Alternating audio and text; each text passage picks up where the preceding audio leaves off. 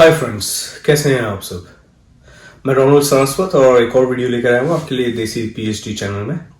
And आज की video में हम फोकस करेंगे कि मास्टर्स डिग्री में एडमिशन कैसे लिया जाए, और स्पेशली फोकस भी रहेगा कि मास्टर्स डिग्री इंडिया से बाहर कैसे पढ़ी जा सकती है।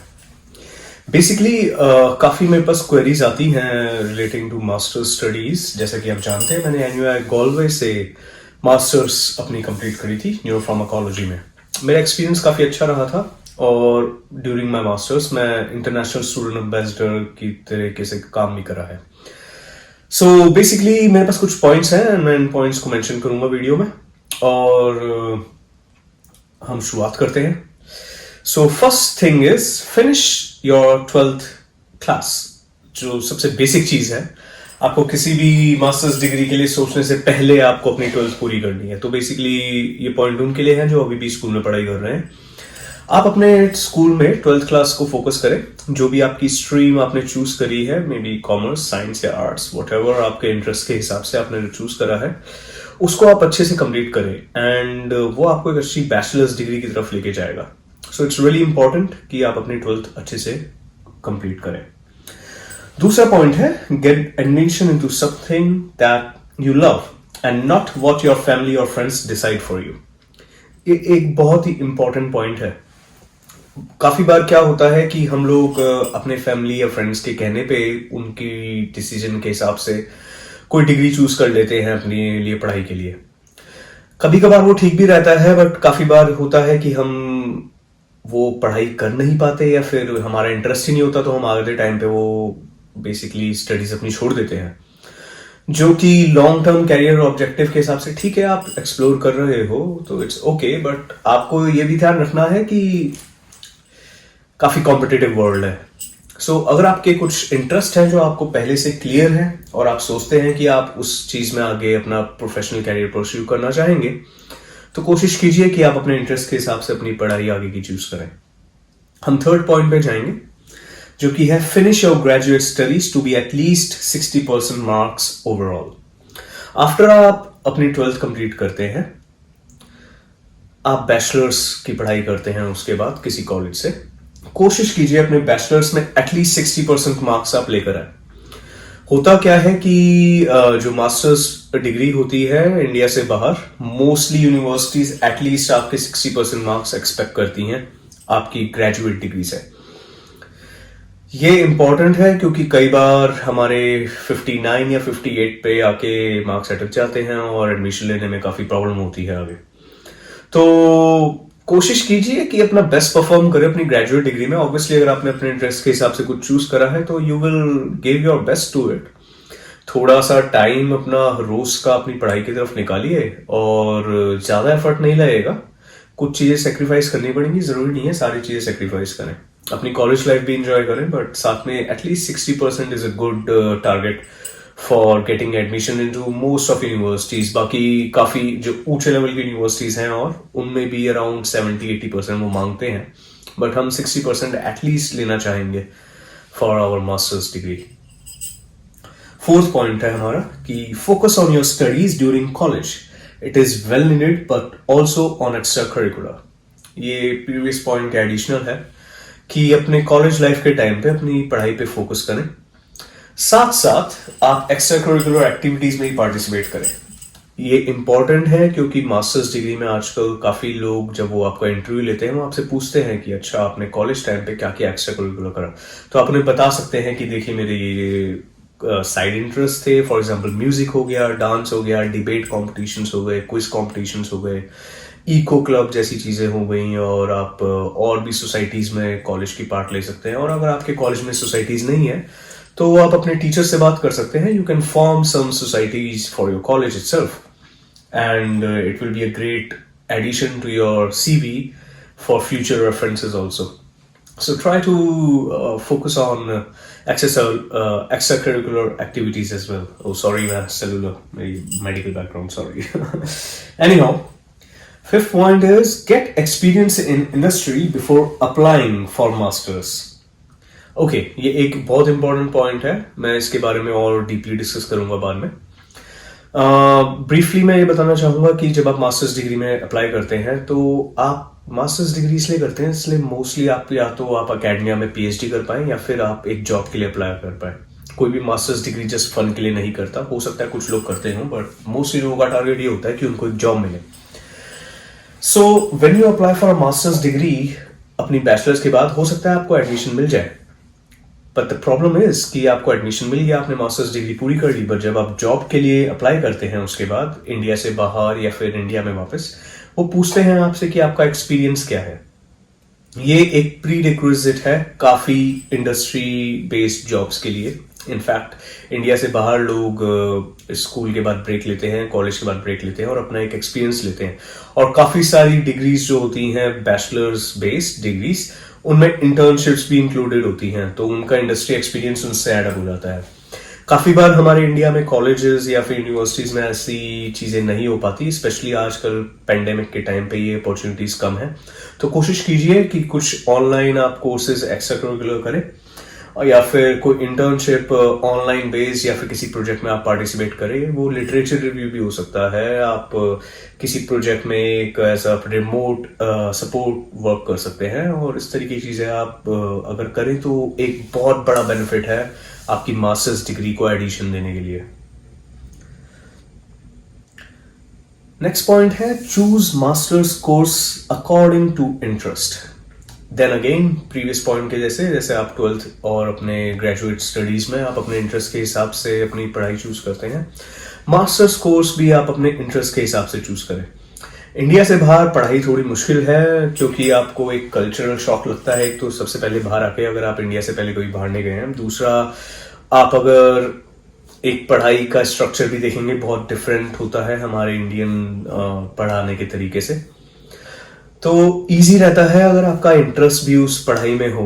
अगर आपका इंटरेस्ट नहीं है तो it will be a great effort from your side कि आप उस डिग्री को कंप्लीट करने में ही बहुत एफर्ट लगाएंगे, और उसके बाद हो सकता है आपको अच्छा ना लगे, आप इतने पैसे खर्च करेंगे या फिर आपको स्कॉलरशिप मिलती है और टाइम भी है जो कि आपका खराब हो सकता है। तो जिससे वो ना हो, आप पहले ही एक ऐसी मास्टर्स डिग्री चूज करें जिसमें आपका इंटरेस्ट हो, इससे आप एक अच्छे तरीके से, बढ़िया तरीके से आप अपनी मास्टर्स डिग्री पूरी कर सकें।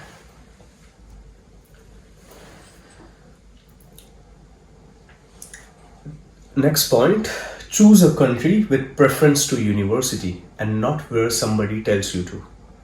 ये एक important point है। काफी बार हम पहले अपनी कंट्री चूज करते हैं एंड उसके बाद डिसाइड करते हैं कि उस कंट्री में यूनिवर्सिटीज कौन कौन सी हैं। दूसरा ये भी होता है, काफी बार हमारे दोस्त होते हैं, हमारी फैमिली होती है, वो हमें कहते हैं अच्छा यार वो कंट्री तो बेस्ट है, वहां पे जाना चाहिए, अरे यार वहां पे ज्यादा फन होता है, अरे यार वहां पे ये होता है, वहां पे वो होता है। हमारे को इस चीज से मतलब नहीं है। अगर आपने अपनी मास्टर्स डिग्री अच्छे से पूरी कर ली इंटरनेशनल किसी यूनिवर्सिटी से, अच्छी यूनिवर्सिटी से, आप फ्यूचर में कभी भी कहीं भी मूव कर पाओगे। ये एक बेनिफिट होता है बहुत ज्यादा इंटरनेशनल स्टूडेंट्स को, क्योंकि उनका इंटरनेशनल एक्सपोजर होता है, एक बाइलिंगुअल उनके पास एडवांटेज होती है, और एक डिफरेंट कल्चर बेस्ड उनके पास एक्सपीरियंस आता है जो कि बहुत ज्यादा यूजफुल होता है किसी भी कंट्री को स्किप करने में या मूव ऑन करने में। तो बेसिकली आप अपनी जो प्रेफरेंस है वो यूनिवर्सिटी और अपने कोर्स पे रखें। उसके बाद आप सबसे पहले यूनिवर्सिटी या कोर्स जो भी आप पढ़ना चाहें अपने इंटरेस्ट के हिसाब से, उसके बाद एक दूसरा लेवल आता है जिसमें आप देखते हो अच्छा भाई ये यूनिवर्सिटी मेरे पास है, ये कोर्स मेरे पास है, अब इन सब में कौन कौन सी कंट्रीज में ये कोर्स हो पा रहे हैं। फिर उसके बाद आप थर्ड पॉइंट लाते हो कि अच्छा अब मेरे पास ये सारी चीजें हैं, अब मेरे पास अपनी चॉइसेस हैं, पहली यूनिवर्सिटी की, दूसरा जो कोर्स है, या फिर पहला कोर्स दूसरी यूनिवर्सिटी, और थर्ड पॉइंट आती है आपकी कंट्रीज में। आप देखते हो इस कंट्री में से मेरी किस कंट्री में मैं लैंग्वेज बोल पाता हूँ। अगर आपको लैंग्वेज नहीं सीखनी है, काफी कंट्रीज में बेनिफिट होता है, आप जाते हो नया कोर्स कोई करते हो, आप लैंग्वेज नहीं आती आपको वहाँ की, एक बेनिफिट है इसका, बट हाँ इसके लिए आपको थोड़ा सा एफर्ट ज्यादा लगाना पड़ेगा। अगर आप कंफर्टेबल हो इंग्लिश स्पीकिंग में, मोस्टली लोग होते हैं जो कि बाहर जाना चाहते हैं, उन्हें आइलेट्स देना पड़ता है, टॉफल देना पड़ता है, तो इंग्लिश स्पीकिंग कंट्रीज लोग चूज करते हैं इसलिए। But don't restrict yourself to the top tier universities और टॉप टायर कंट्रीज। ऐसी आप किसी थोड़ी अलग कंट्रीज में भी जा सकते हो। बेसिकली टारगेट ये है कि हमारा टाइम वेस्ट ना हो। काफी बार लोग क्या होता है वो एक ही कंट्री के लिए अप्लाई करते जाते हैं, एक यूनिवर्सिटी के लिए अप्लाई करते जाते हैं, बट उनको एडमिशन नहीं मिल पाता या कोई प्रॉब्लम हो जाती है। या फीस बहुत ज़्यादा होती है। आप बैलेंस बना के चलिए कि आपकी फीस भी ज़्यादा ना जाए। आप स्कॉलरशिप अगर आपको मिल रही है तो स्कॉलरशिप कहाँ से अच्छी मिल रही है आपको, आप वो चूज़ करें। उसके बाद मास्टर्स करने के बाद आपको और एक्सपीरियंस मिलता जाएगा और एक अच्छा आपका सीवी क्रिएट होगा और एक अच्छा बैकग्राउंड क्रिएट होगा इसके साथ। नेक्स्ट पॉइंट है कि try applying directly to universities and through educational agency. मतलब कि आप अपनी यूनिवर्सिटीज में डायरेक्टली अप्लाई कर सकते हैं, ट्राई करना चाहिए, बेस्ट अप्रोच ये रहती है। और दूसरा, अगर ये नहीं होता, आपको नहीं पता कि किस यूनिवर्सिटी में है, तो आपको एजेंसीज भी होती है, एजुकेशनल एजेंसीज, जो आपको एक बेनिफिट देती हैं आपको चॉइसेस का।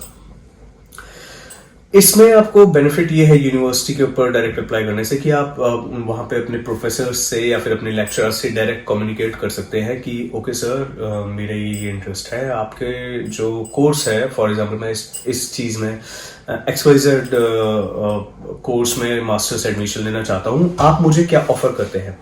डोंट जस्ट रिलाई कि वो आपको चूज करें। जब आप इस प्रोसेस पे आ जाते हो कि आप यूनिवर्सिटी को कांटेक्ट कर रहे हो या एजेंसी के थ्रू भी आप किसी यूनिवर्सिटी से मिल रहे हो, यू शुड आस्क देम। आपको उनसे पूछना चाहिए कि भाई मैं आपके कोर्स में एडमिशन ले रहा हूँ और अगर आप फीस दे रहे हो अपनी तरफ से तो मेरे को बेनिफिट क्या मिलेगा, जॉब प्रोस्पेक्टिव्स क्या है इस कोर्स के, जो पिछले साल के जो एल्यूमिनाई हैं वो कहाँ कहाँ पर हैं, आप डिटेल्स उनसे पूछ सकते हो। This is your right, okay. And in fact अगर आप इंटरव्यू टाइम पे ये क्वेश्चन पूछते हो, they will be more interested to actually choose you for the course in case you ask these questions। And इससे आपकी भी क्लैरिटी होती है, आपको एक फ्रेमवर्क मिलता है माइंड का कि यार मैं ये कोर्स करता हूँ तो मेरे को क्या क्या अपॉर्चुनिटीज मिलेंगी आगे, तो थोड़ी क्लैरिटी मिलती है। और उसके बाद आप जब ये क्वेश्चन है और आप अलग अलग यूनिवर्सिटी से अलग अलग विद इन द यूनिवर्सिटी अलग अलग कोर्सेज में आप पूछते हो, आपको तो आपके पास एक यूनिवर्सिटी होगी, उसके अलग अलग कोर्सेज होंगे, आपके पास ऑफर होगा उन मे बी 2 या 3 कोर्सेज आपको ऑफर मिलते हैं। तो आपका ये क्वेश्चन बहुत इंपॉर्टेंट है उनसे पूछना कि वो क्या ऑफर करते हैं आपको। उस बेसिस पे आपके अपने बेस्ट चॉइसेस के हिसाब से आप अपने कोर्सेज चूज कर सकते हो जो भी मास्टर्स डिग्री में आप करना चाहते हो। नेक्स्ट पॉइंट है लॉट ऑफ स्कॉलरशिप्स की भरमार है। इनफैक्ट मैं रिकमेंड करूंगा, अगर आपकी एक अच्छी बैचलर्स आपने डिग्री 60% आप लेकर आए हो, बट इनफैक्ट आपने 80-90% क्रॉस कर दिया इसका अपनी बैचलर्स डिग्री में, या फिर आपके 60 या 70% की रेंज में मार्क्स हैं बट आपके एक्स्ट्रा करिकुलर बहुत अच्छा है। ये पॉइंट मेरा पिछले पॉइंट से कनेक्ट हो रहा है कि आप अपना एक एक्सपीरियंस लेते हो, एक industry based experience before applying for masters. आप अपने एक्स्ट्रा करिकुलर एक्टिविटीज में इन्वॉल्व होते हो ड्यूरिंग योर बैचलर्स डिग्री।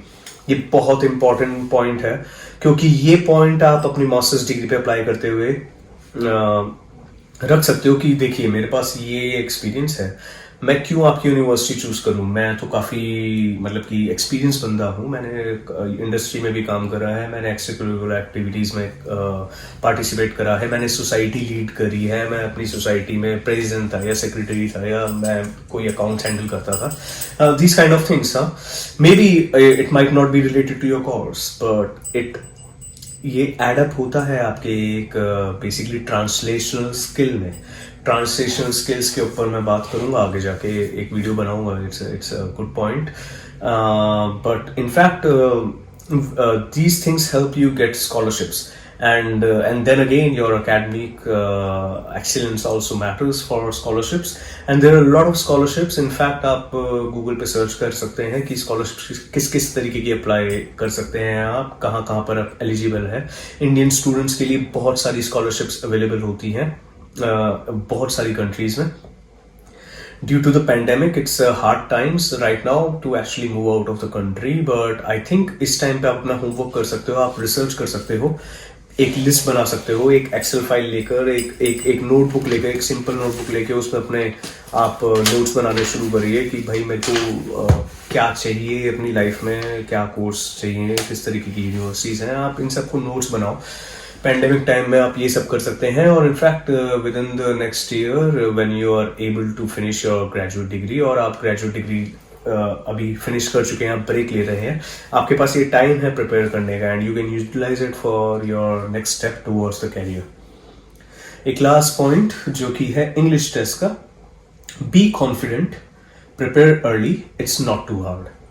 ये एक बहुत बड़ा फैक्टर है। काफ़ी मेरे जान पहचान के लोग हैं और काफ़ी स्टूडेंट्स हैं जो मुझे कांटेक्ट करते हैं कि सर ये इंग्लिश टेस्ट कैसे क्लियर करें, काफ़ी कहाँ प्रिपेयर करें, उन्हें डर लगता है। इनफैक्ट उन लोगों ने 6-6 महीने प्रिपरेशन करी है और वो अभी भी टेस्ट देने से डरते हैं। काफ़ी स्टूडेंट्स से मैं मिला हूँ इस तरीके से, और मैं हमेशा उनसे ये कहता हूँ कि आप नॉर्मल इंग्लिश मूवीज़ अगर आप देखते हो, अगर आप इंग्लिश सॉन्ग सुनते हो, या फिर आपके स्कूल में भी आप इंग्लिश में थोड़ा बहुत कम्युनिकेट करते थे या नहीं भी करते थे, जैसा भी है, आपको मुश्किल से अगर आप, मैं कहता हूँ अगर आप बेसिक लेवल से भी शुरू करो ना, आप विद इन 1 मंथ प्रिपेयर कर सकते हो इन टेस्ट के लिए।